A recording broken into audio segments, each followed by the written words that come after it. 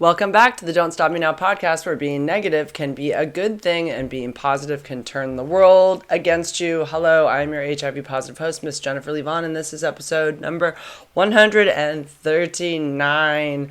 And I'm hitting you guys up a little bit earlier than normal, a couple days earlier to make it a week, because in 2 days, I usually do these on Sundays, but it is Friday afternoon, and I'm done for 6 weeks with work. So I finished summer school today. We had a 3-week summer school gig, and I always do summer school because I need the income because I'm basically off the whole summer.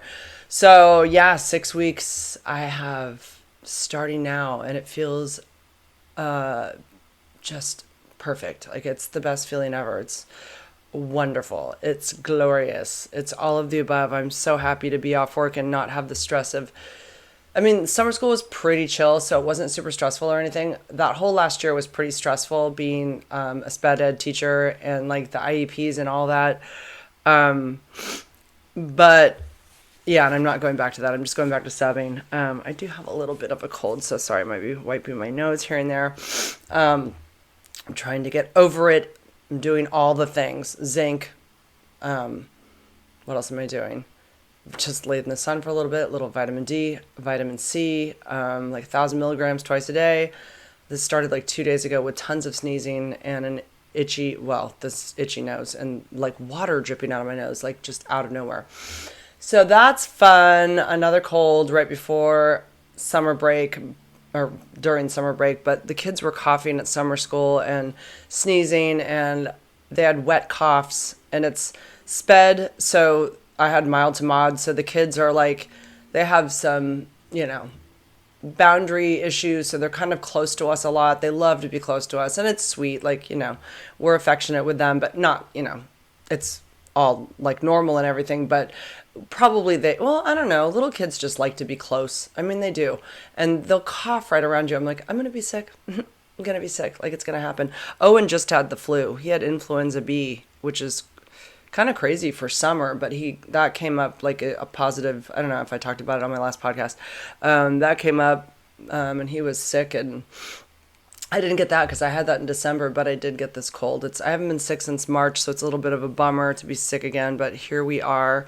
But I feel okay. I'm actually going to go see my favorite Chris tonight. I think it'll happen because he's texted me in the last few nights, but I haven't been available because I've been sick.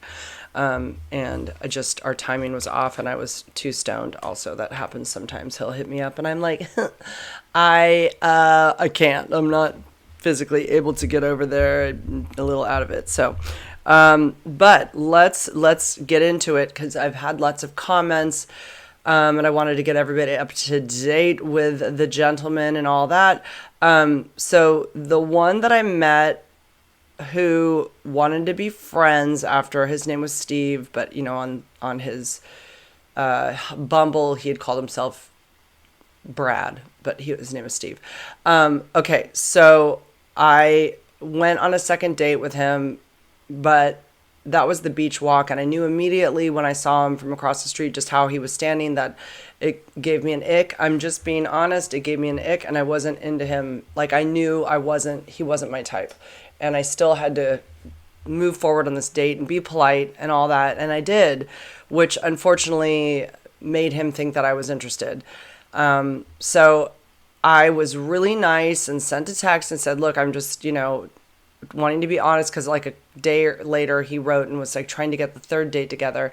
And I was like, I thank you so much for, meeting up or whatever. And, but I'm not feeling the vibe. That was my way of saying, like, I'm not feeling a connection with you. Like, I'm not feeling any kind of connection in that way. And then he just didn't understand that and was like blaming it on the fact that he was tired or whatever. And I just didn't say anything more. And then he said, well, can we at least be friends? And I didn't respond to that. So 3 days later, Monday morning, like first thing in the morning, I'm at summer school. I get a message at 9:00 in the morning. And he says, the first date was fun. We both had fun. Like, it's like he wrote this out and had it all planned and had an alarm set at 9:00 because I got it like at 9:01. The first date was fun, he said. We both had a good time. Like, how does he know what's going on inside of me? Yes, I was friendly. We did have a lot of things that we had beliefs were the same. That doesn't mean I have a romantic interest, and I don't need another friend. I've got enough friends. So he read into that. This is what happens with men that I meet that have been in long relationships and haven't been on the dating apps, and they're like my age. They don't read things the right way. They're like puppies as far as like being too excited about everything and texting too much or whatever. That was the other guy, that William guy. But anyways, and then he says, our second date, I was really tired. Like, he's blaming it on that. And then he said, so I asked you if you wanted to be friends and you never responded. Does that mean you don't want to be friends? I'm like, okay, like, dude, this is like literally the fourth message since I said I don't feel a vibe. And he's like, and that one time I did say that I'm trying to be polite, or so what did I say? I'm going to politely decline. Like, thank you for the offer, but I'm going to politely decline. This is when he offered to do a third date with tequila. He goes, can we just have a last date with tequila and some snacks at the beach? I'm like, dude, I don't want to hang out. Like, why would I do that? Like, why would I get alcohol involved and get you thinking like there is some hope when there's none? I'm just not interested. By the way, I referred to him as Randy Quaid, that he looked like Randy Quaid. Somebody picked up on that. And I re-listened to it, and I said that just plain as day. It was Dennis Quaid, not Randy Quaid. So yeah, thanks for catching that. It was not Randy Quaid. He looks a little bit like Dennis Quaid, but in a very, very thin way, because Dennis Quaid is more of like a bigger guy. And so anyway, yeah, so guy is not getting it. And so, me not responding to him the first time asking if we could be friends should have been enough of a hint. But then he wrote again and said, does that mean that you don't want to be friends? So then, he wants me to respond. He wants me to engage with him. And I don't want to. I've said enough. There's nothing more that needs to be said. I was clear. I said, I'm not feeling a vibe, and then I'm going to politely decline. Like, I was trying to be nice. And dude, I'm not desperate. Like, there's people around me. Like, I've got people I can get a hold of if I like really want to hang out with a guy. It's like, I know he doesn't realize that, but I think he just thought this dating thing was so easy, and I'm not trying to blow myself up, but I think he thinks all the girls are going to look like me at 54, and they won't. I take really good care of myself. That's why I can date guys that are 20 years younger. And that may sound like conceited or whatever, but like, dude, you're not anywhere near like what I expect from what I put into how I look. Again, I have my flaws. Do not take that the wrong way. Don't think I'm full of myself. But I believe me, there's a little bit of a filter. My friend Kira asked me about she goes, God, you look so good on YouTube. I'm like, I don't even do anything to YouTube. I film myself on my iPhone and then I just throw it onto YouTube. I don't do any kind of special filter on YouTube, but for some reason it does look nicer. And I don't, like, when I look at my phone recording, it doesn't look as smoothed over as the YouTube recording. And YouTube must have something automatically set in where they kind of make me look a little bit more polished or cloudy or whatever it is. Like the Moonlight, with on the show Moonlight with like, they've got her name, Bruce Willis, and oh my God, what is her name? Sheridan? Jesus, I can't look up anything on my phone. You guys know who it is. I just can't think of her name off the bat. But they would use cheesecloth in front of like the camera. Apparently, this is pre-filters, and they would do that to like make her look softer in her later 40s or whatever. So, anyways, my point is that I know I'm not all that or anything. I do my best with what I can afford with Botox and stuff like that, and staying fit and making my hair look nice and doing my makeup, whatever. But I think a lot of people in their 50s have let themselves go. Not a lot, but there are definitely like, people that have let themselves go. And so anyways, you're not in my league, dude. Like, we're in different leagues. Like, that's the bottom line. And it was evident because he was so like rusty with the dating. And so I wanted to go back. Somebody said I was really, really mean, like to Mean Girls Club. And my girlfriend, Kira, re-listened to my podcast. She said she watched it twice. She goes, I didn't get that feeling. And she would tell me, she's very, very, like honest with me. And she said, I didn't get that. I'm so surprised she didn't say that too, because I would think that she would pick up on it, my girlfriend Kira. So anyways, she said, I didn't get the mean girl thing at all.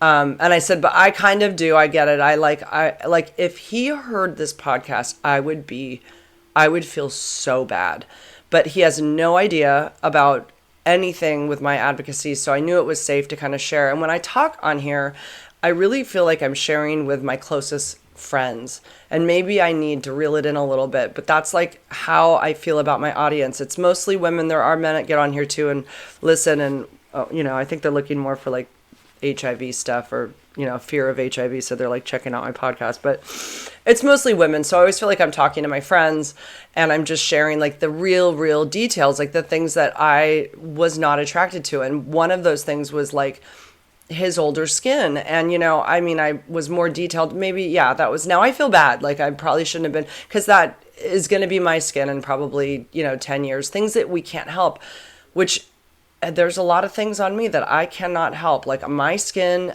is not so great. Like I'm working out and all that, but that doesn't change when I take a step that the top of my thigh doesn't jiggle a little bit, even though I'm thin and I can see like if I stomped hard, it would crepe. It would.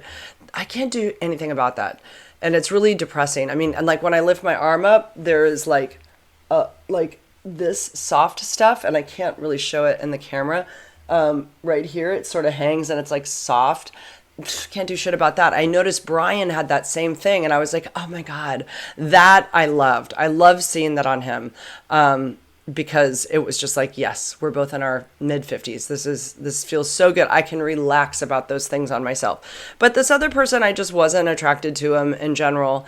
I thought I was, because of the initial, like, so many things that we had aligned, like politically and stuff, and like with vaccinations and all that. And like food and like just, just all that stuff. It seemed like we were really aligned, which was fine. And what I think it was is that, I may have said this in my last podcast, I think I was just happy that somebody really liked me. I could tell he liked me, so I was kind of excited about it, right?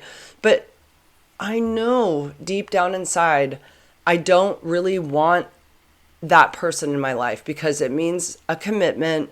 It means I can't have my fun with my Chris, and that happened when Brian and I were dating. Chris, it affected like our relationship. We didn't talk for like 3 months. He was bummed that we wouldn't get to hang out anymore. And I said, well, I'm not going to hang out with you while I'm like establishing this relationship with this person. I'm excited about him. And he was mad, and he was like, we had a tiff, like we totally did. It's funny. We don't talk about it now. And I was certain that I would never see him again because of that, that he was so not understanding of my position. And I always said, I've always been second fiddle to the person that you're constantly breaking up with. So it's like, I've never been number one to you. So why am I going to like, whatever. So we had a whole tiff about it. It's funny that so got brushed under the rug. It's like, I completely forgot about it when we started talking again. I completely forgot about it. And like, we don't even talk about the fact that we kind of got into a fight. So, anyway, so that's pretty much all I wanted to say on that person. I do feel bad for being so honest about it. I was in a real ick place with him and that guy, William. Like I said, there's no way these men would know about what I'm saying on the internet. No one, their identity isn't out there at all. But they could take my phone number. Like, well, William didn't have it. He'll never find anything. But Steve could take my phone number technically and like do some, snooping, I suppose, and get my full name. That's possible. So if he by chance sees this, then I apologize for how honest I was with my things that I wasn't attracted to physically. It wasn't to be like mean to him. Obviously, I'd never ever expect him to see this. And it's not to like make myself sound like I'm so great and I don't have flaws, because I totally do. And I have tons of insecurities. It was just to have like a private conversation with my quote unquote, girlfriends. So I hope that's clearer. It's been on my mind a lot, when I read those comments. So there's that. So let's move on. Let's see. Metallica. Joey and I went to, and then I'm going to get into comments.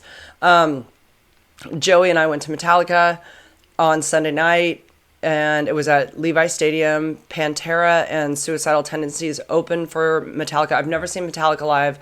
I've been listening to them since high school. Of course, the Black Album is my favorite, and those songs on that album basically are the ones that I am more familiar with. So, like, I'd say there was only 5 songs that they played that I knew. A lot of just me just headbanging because I didn't really, or just like to the beat because I didn't know a lot of the songs. But they didn't play Nothing Else Matters. They did do When the Bell Tolls. That was one of the first ones, and then they did Unforgiven, which is an incredible song. The whole setup for this apparently takes 6 days to set their stage up, and like their screens. They have these like 360 screens. I think there's probably like 8 pods that have these screens that are all hoisted up really high. They say each one weighs like so many tons. I mean, it's like crazy. The setup is crazy. So no wonder they do 3 shows at a time when they tour, because it's so much work to make this all happen. So they did, of course, they did One, which was a song that I had put on my makeout tapes in college because it's so great in the beginning, but then it does have a real heavy part of it as well. So that was always a little weird when you'd make out to that song and then it would be like, I just lost my, oh, my throat. Anyways, but the beginning is so perfect. Oh, I'm going to have to get water. Can we clear this? I think I'm okay. No, I'm going to go get some water. Hold on. Okay. Anyway, and of course they did, the last song is, my God, Sandman. But also there was one other one in between, but they didn't do Nothing Else Matters, which is kind of a bummer because I do love that song. But it's all right. So they come, okay, first of all, Suicidal Pantera was first. It was still light out. And, you know, I don't know any of their stuff, so I'm just watching because it's interesting to watch. And there's a lot of headbanging going on. It was really fun to watch people headbanging of all ages, like for real. There's like people that are totally older than me there that are like headbanging, like older women with like in wheelchairs with oxygen and like, you know, I mean, it was kind of, why does this look dark? You know, like in the like handicap section, but they like it's so cool to see like the range of people at the concert. So then Suicidal Tendencies come out. I don't know them at all. Joey's super stoked. And then I watched them, and there was one guy that caught my eye while they were playing, the bassist, and I said, "Look, he doesn't look the same." Okay, a lot just went on there. My phone stopped because it says I had no memory left. So it says, "Do you want to manage this right now?" No, iCloud, I don't want to pay you $10 more a month for more storage that my phone has. But iCloud says I don't have it. So I just had to delete my last podcast to make some room in the cloud because otherwise my phone just stops recording. And then I realized I didn't have my mic on. So that was on the floor. I don't even know if I had it on in the beginning. I don't know what happened to it. So anyway, we'll see what happens with the audio on my YouTube channel. So what I was saying is that these guys are my age. So to have this one musician on stage that from what I could see, we weren't that close to the stage or anything, but you could see on the big screen and stuff, he looked quite a bit younger. I was like, oh, that's interesting. Made a little mention of it to Joey, like that guy looks younger. Because like these dudes are, you know, they're gray hair, they're older, they have some little tummy on them and all that, but they're still like rocking, right? Actually, the lead singer of Pantera was in good shape. And there was a guitarist, I think, for Suicidal Tendencies who had like amazing biceps. Like he was still in really good shape. So it was kind of fun to watch him. So Metallica comes out, and you know this, they have their stage is like a big donut, and they have the center area that's called the Snake Pit. By the way, when I talked about going through the tunnel last week, when I was talking about going through the Caldecott, there are 2 tunnels. I feel like I never said that. There are 2 tunnels that go through and meet up on the other end.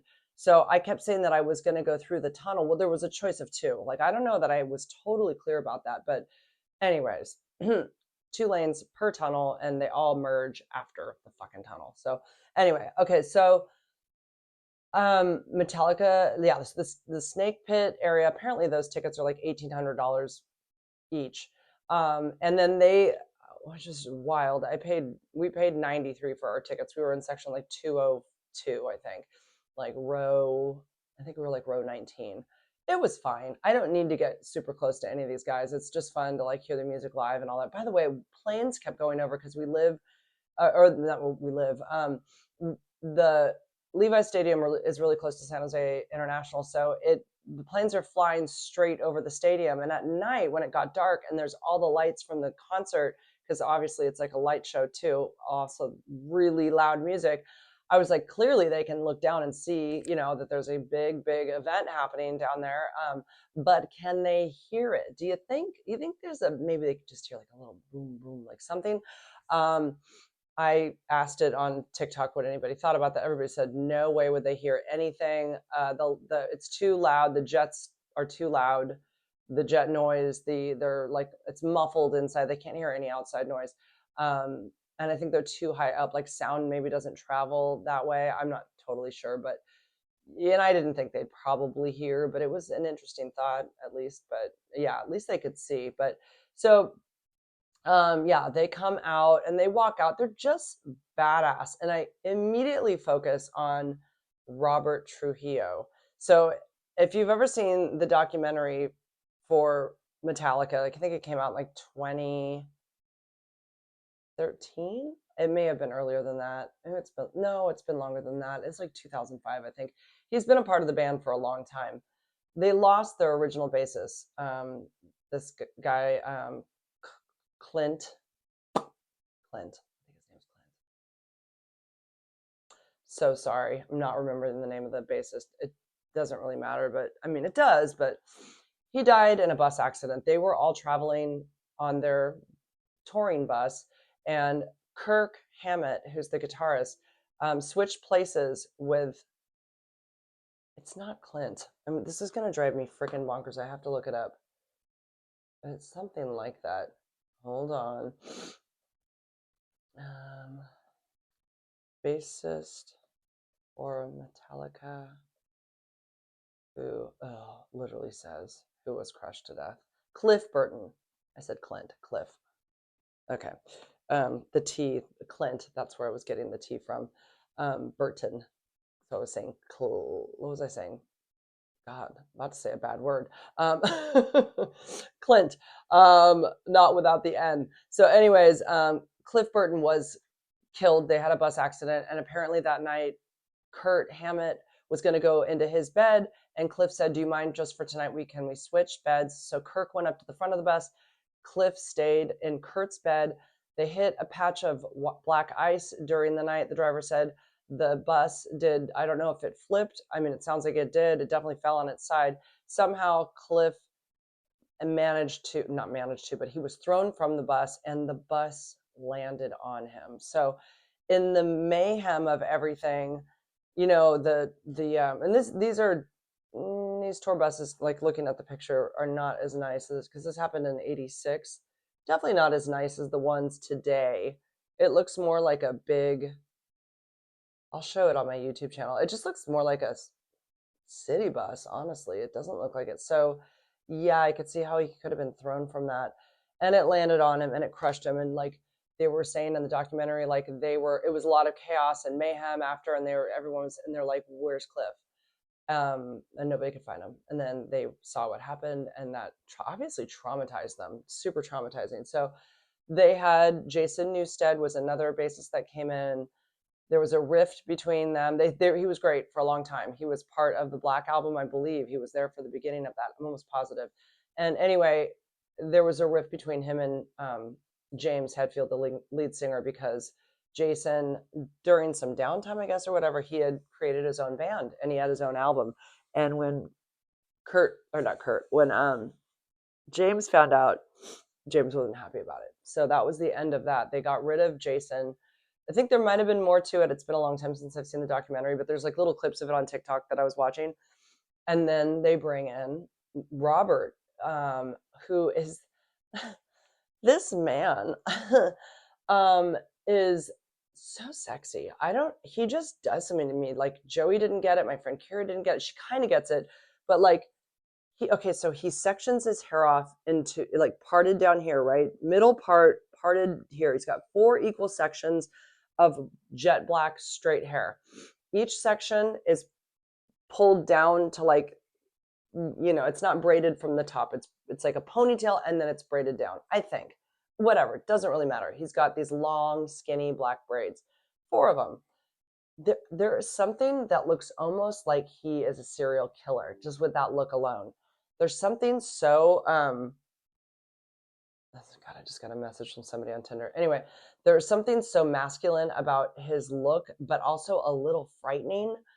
Um, he looks a little crazy, but it works for him. So, but he's not at all. Looked him up. He's a total family man. He's been married for quite a long time. They have 2 kids. But I was sort of mesmerized by his black jeans because when he gets into his stance, that heavy metal, when you're like the legs are apart and he's like kind of like leaning into the front leg. Yeah, I'm seeing like muscle busting through those jeans, and his calf muscle is like prominently displayed through the jeans. I'm like, he has nice legs, nice ass too. And he's wearing the same high top Vans I am, which, those are pretty popular. It's the black ones with the white stripe. And I'm just like, I love that. I love when they wear Vans. It's just so youthful and it's just sexy. So I do a deep dive of him after the concert because I told Joey, God, he's just so, like, he's sexy. Like, I don't know what it is about him, but I like the way he looks when he's playing bass. So it turns out he's an amazing bass player. They got the cream of the crop when they asked Robert to come try out for Metallica. In fact, they knew they wanted him. He's very humble. This guy's super humble. What I found out after by doing this research on TikTok is that he used to be the bassist for Suicidal Tendencies. Even Joey didn't know that. So I sent her this info after the concert and she's like, oh fuck, I had no idea. She had no clue. And then I do some more TikTok research and find out that young man who plays bass in Suicidal Tendencies, that's his son. He's on tour with his son who's playing in the band he used to play in. I mean, what? Like, we watched this show and had no idea that this whole dynamic was happening. Like, how incredible his 21-year-old son plays for Suicidal Tendencies. And they're on tour together, like dad and son. I mean, wow. And so that was so cool in itself. And I think Robert is just, he's so masculine. I don't know. He's got a very similar face to the Chris that I love hanging out with. Chris has got a very Bono face. Like, Chris actually looks like a blonde, a little bit strawberry blonde Bono. He does. His face is it's the same jawline, same butt chin, very strong masculine face. And Robert has that same super strong, a little bit like he looks like a Cherokee Indian, but I think he's Hispanic. Big full lips, just the dark hair. I don't know. Oh God, there's something about him. And the way he plays that bass, and it's like they're so good at their musicianship or whatever. Like they dance with that thing. Like it's like part of their body. It's just amazing watching them walk around with it. So that was cool. And then I start watching more Metallica clips. And oh my God, I found one of Kirk Hammett. He's the guitarist. I've never been a real big fan of his or anything, but now I am. Holy crap. Like there's a video of him. I'll show it on my YouTube. Now that I'm saying this, I gotta put all this shit on my YouTube. But oh my God, the man's body, so he's wearing very youthful, high top, probably very expensive. They're not Jordans, but there's something to that. Everyone's wearing these black and white tennis shoes now. Can't think of the name of them. I don't know who makes them. I should know because everybody has them. But he's wearing those. There's a little bit of like sparkle in his. They look like they were the $2,000 pair. But then he's got black, skin tight, like leather, I guess, thin leather kind of like pants on. He does this thing with his wah-wah step. That's whoever's filming him is filming from down below. And then he walks away with his car. He saunters away. He has the most masculine, like, walk. Like, I'm like, like he's slinging a big old dick. I mean, there is just something so confident about the way this man walks with his guitar while he's playing the guitar, and his legs are gorgeous. I mean, and his butt, and he's 62. These guys are all in their 60s. I don't remember Kirk Hammett ever looking like that. I don't remember. And he wasn't wearing this at my show. This was just something I found on TikTok. But I have watched that video. I can't even tell you how many times. Just like eyeballing how youthful he looks when he walks, when he plays a guitar, the shape of his legs, his butt. It's the confidence with the guitar and the way he walks with it. It is so, so sexy. Oh my God. And he is 62. And his face looks 62, but that body looks in like he's easily in his 20s. Like, it's incredible that people can be 62 and look so old. And then there's some people that look 62 and look so effing youthful. And then I did look up his height. He was 5'7", which was really kind of a bummer because I thought he was taller. I'm like, okay, well, that's like why those legs look so amazing, because it is a little bit easier to make those legs pop when you're like your muscles are smaller. You know, maybe he started getting fit in his 50s or something. I don't know, but damn, he has got one nice set of legs. Is that how we say it? I need to go back to my Audacity here and make sure it's still recording and all is good. Just make sure we're recording still, because it's having those problems. Okay, yes it is. All right, so let's get into the comments and see what people had to say. Some stuff is nice, some stuff was not so nice. Some stuff I understand, and some stuff I just, I shouldn't be arguing with people on the internet. It's such a waste of my energy. If you don't like me, then just don't follow. But, sometimes I feel like I need to clarify and clear things up. So, okay. Someone says The Normal Heart alongside Dallas Buyers Club is probably the best movies about HIV and AIDS. I don't know about The Normal Heart. I think I need to watch the one about Fauci. People have sent me that for years, and I just told them they're crazy. But I think it does get into some conspiracies about HIV that I'm tending to believe more and more, that maybe Fauci was involved. That doesn't surprise me at all. House of Numbers, that one. I need to watch it. I usually see people send me that and they're like, it's a hoax. That's the thing that bothers me, is they'll send me that and they'll say you don't have this thing called HIV and AIDS. It's all a hoax. Watch House of Numbers. And then I get annoyed because I'm like, no, I know I was super sick and now I take medication that I'm not sick. Like, how can that be a hoax? Like, it worked. It made me healthy. I mean, like, what? So then that's what's turned me off about that, is like it always seems to go hand in hand, as people will say that it's not real. HIV and AIDS isn't real. Watch the movie. So that's why I've avoided it, because I'm like, no, I have something that was real. I felt it and I'm not sick anymore. So explain that. Okay. Gina too, by the way, a lot of you might know about her. She was a pretty famous girl who dated some famous men like Chris Brown, I'm pretty sure, who was diagnosed with HIV. She got really big on TikTok, and she got, because she was so sick. She was like, down feet, like she looked like she weighed like 23 pounds, but she was really, really sick with AIDS, and she's better, she's fine, and she's, still talking about it. And she does confirm that she never gave it to any of her partners. So there you go, another woman who didn't give anybody HIV. But she also doesn't know how she got it, because dudes are not being honest, because, yeah, she probably knows too about the down low.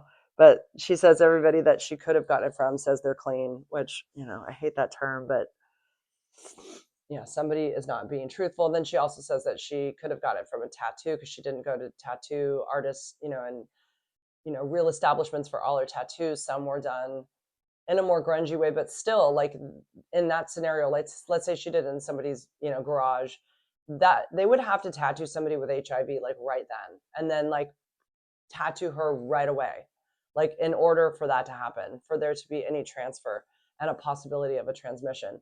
That's what the guy told me that did my tattoo, who did the course for bloodborne pathogens. He said it's like, and even in that case, he goes, let's say that did happen, that you tattooed somebody and right away tattooed somebody else. The person that you tattooed first had HIV, and then you tattooed somebody else right after. He said it's like 1 in 1,500 that the possibility is even there of it happening.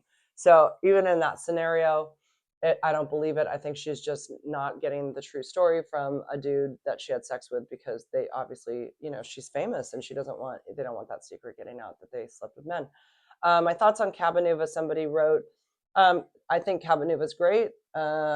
Levi on Instagram, I think his Instagram is, oh shit, I'm just trying to, can we not, there we go, is, I am Levi.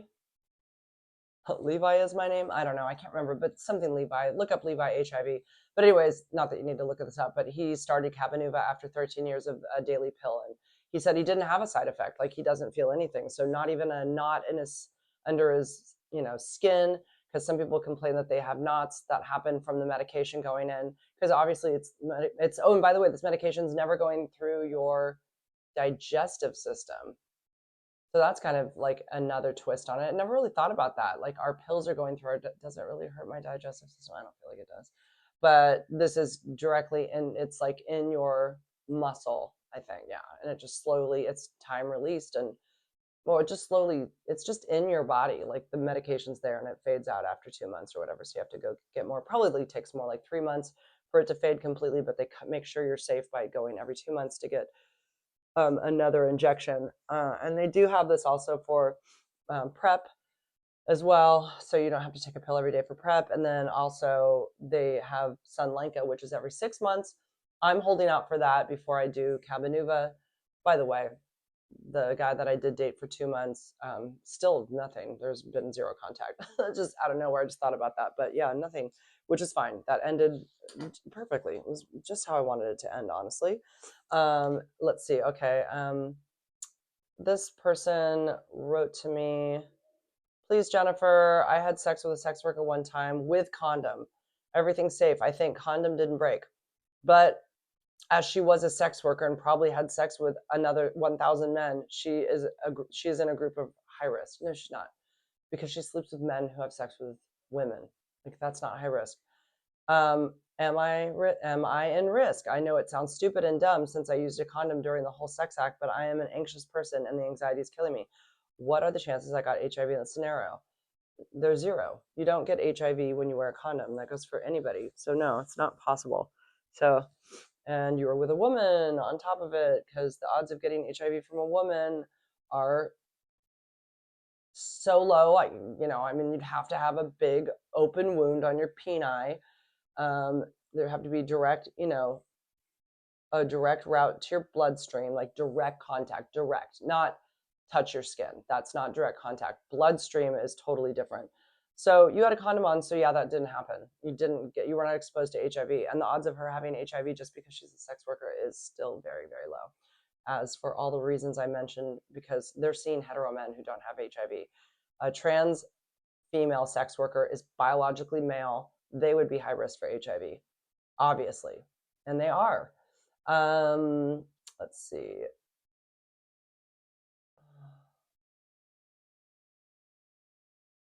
Yeah, someone says, yep, it's true. It's very hard for a woman to pass it to men. It's funny, when I post anything about that, like directly on like my TikTok or Instagram, I get immediately gay men going off on me. What is Owen? I don't know what Finn's doing. I don't know what's happening down there. Anyways, I get my dog. Hold on, something's happening. Hold on. Finn? Owen? Hello? Finn? What are you doing? Oh, that was making a lot of noise. If you're hungry, here. That's cat food. Here. Okay, I don't know what I was saying. What was I saying? I know one of my uncles, he got HIV from his wife. She had sex with unknown person and spread that disease to him. Doubt it. Doubt it very much. Because nobody really knows what's going on in each other's bedrooms or whatever. Maybe she had an affair, but maybe she had no idea that he was having an affair with men. So, people keep really good secrets. Um, I really wanted to find, oh, I'm looking on the wrong video. That's right. Let me go to my last video and see what the comments were. Content.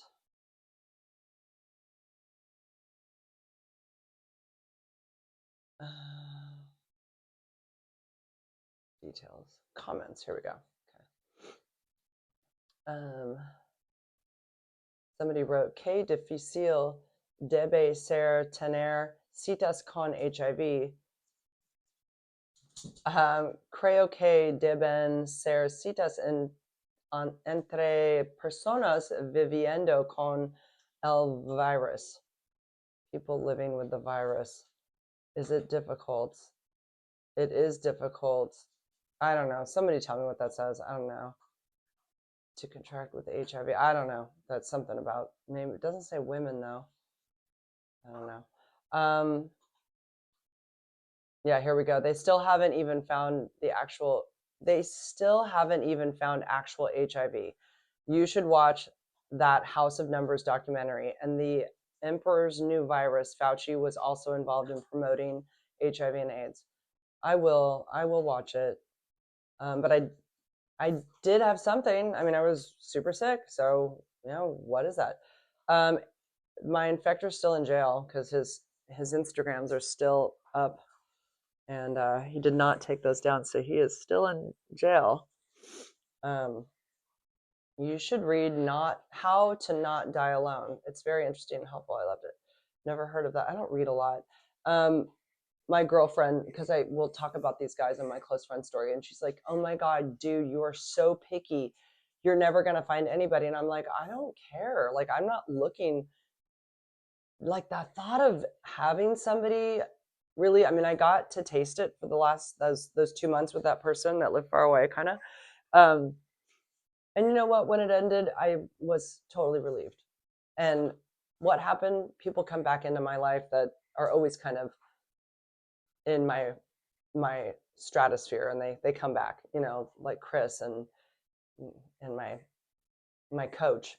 I've talked to him a little bit too. I haven't met him or seen him yet, but we've definitely flirted. So there are people that, there's always people around. Anyways, my point is that I love being alone. I don't know that I want anybody in my life. I love being alone.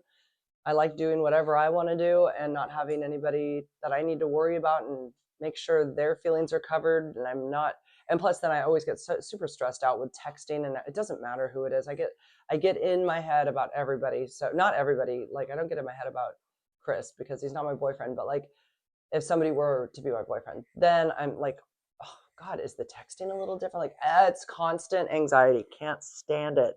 So no, I don't care that I'm picky. I'm allowed to be picky. I don't really, I think the dating thing with people my age is more like it feels like a video game. Sorry, my dog's eating.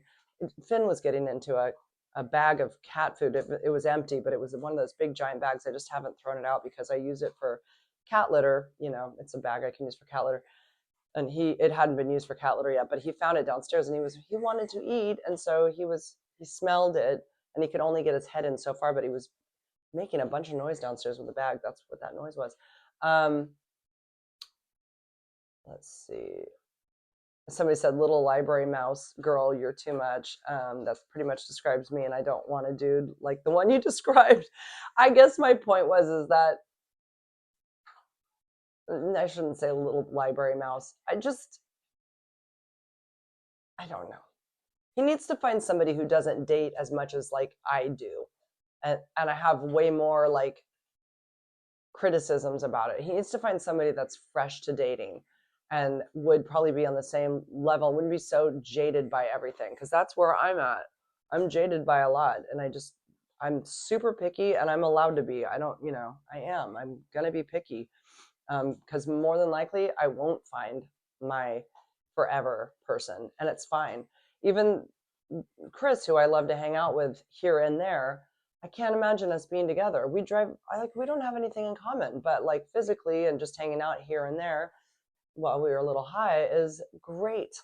It's perfect. It fills whatever I need, but I don't know. I feel like I just kind of got it out of my system with Brian. I feel like I did. It's like I kind of got to like have the boyfriend thing, even though we never technically called each other that, but we were off the apps.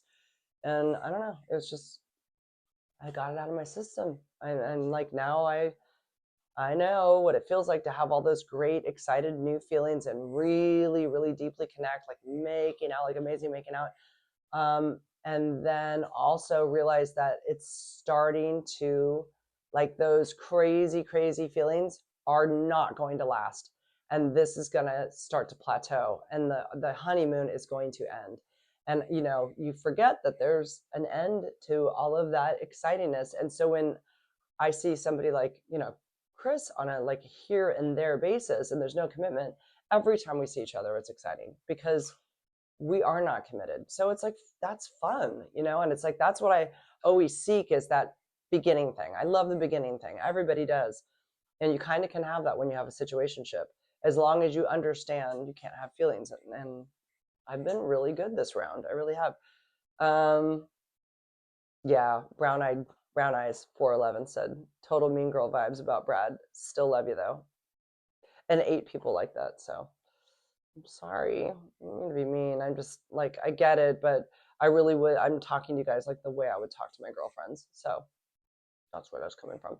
Okay, I'm gonna shut this one off, I think. I don't think there's anything else to add. Sorry about the interruptions. Where is my Audacity? Oh, here it is. I'm like, God, is this not recording? Okay, you guys, like I said, it's summer vacation for me. I'm so stoked. I'll be back with more. I had some HIV things I was going to share. What was it? I don't know about a study. Today's National HIV Testing Day today, by the way. National HIV Testing Day. It's the June 27th every year. So, you know, go test. You never know. All right, that's it. Love you guys. Have a good one. Bye-bye now. There's all these guys